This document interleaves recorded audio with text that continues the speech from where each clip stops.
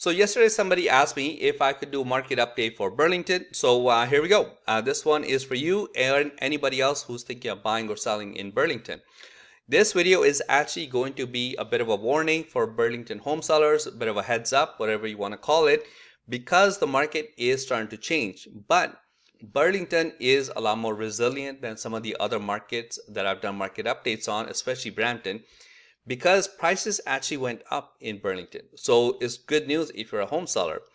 Prices actually, like a detached house right now selling for $1.54 million because that is the highest price we've seen all year. So what is the problem, right? No problem. Prices are going up. Freehold townhouses, same thing. They actually went up from the month of June. They actually went up about $40,000. They are selling for $1.01 million in July. And that's the average price for a freehold townhouse. Same thing with condo buildings actually went up as well. They went from $663,000 in June. Now they are selling for $709,000 in July. So what is the problem? I'm going to share with you in just a second what the problem is. But if you need help buying or selling in Burlington, I do live in Burlington, so happy to help. You can contact me here or go to burlingtonagent.ca. Okay, this is the problem. Prices are usually the last thing to fall. You start to see some of the other stats pop up before anything else happens to prices. And I'm going to share those stats with you right now. The biggest stat you want to focus on is sales are down. Sales are actually back to what they were selling for in winter. In February, there were 177 homes sold, and we're back to approximately about the same. In July, there were only 204 homes sold, which is right around below what was happening in the month of March. So when sales go down, eventually prices get affected.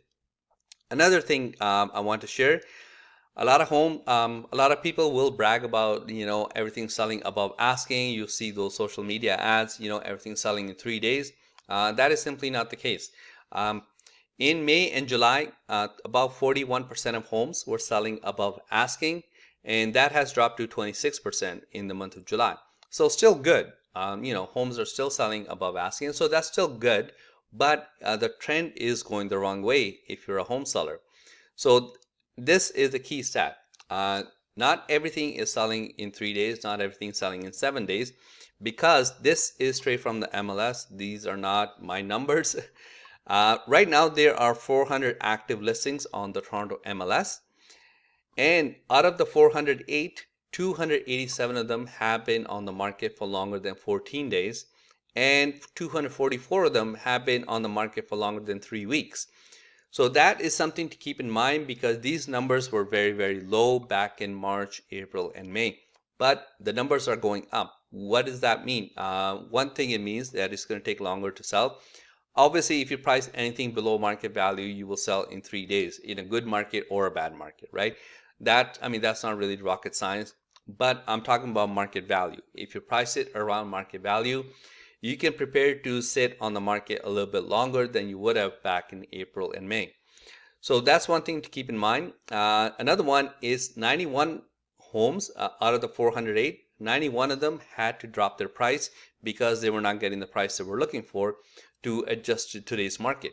This number was very low back in April and May, but this number is going up. These numbers are going up, and this number is going up. This is the number nobody talks about.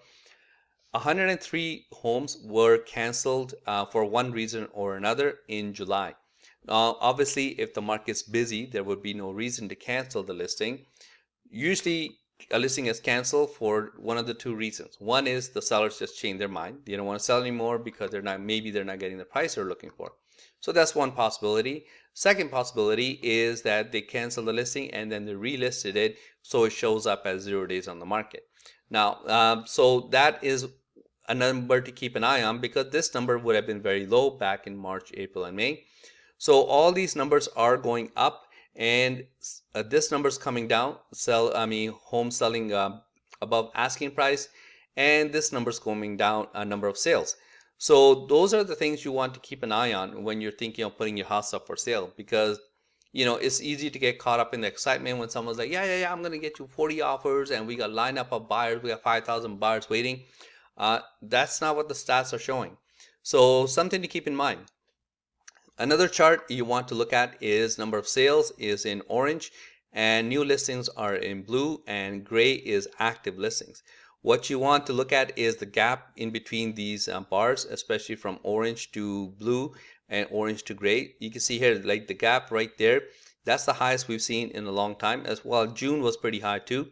But the gap between active listings and number of sales, like right there, that gap was, look at this, before in April, almost next to nothing. This was actually going inverse in May, and then gap has been increasing since June and July.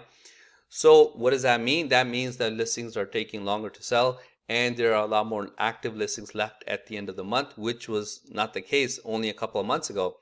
Now, if you like this kind of stuff, please like and comment and subscribe, because it helps the channel grow and cheers me up. And also, if you need help buying or selling in Burlington, as I mentioned before, I live in Burlington, so happy to help. And I'll see you next time. Thanks. Bye.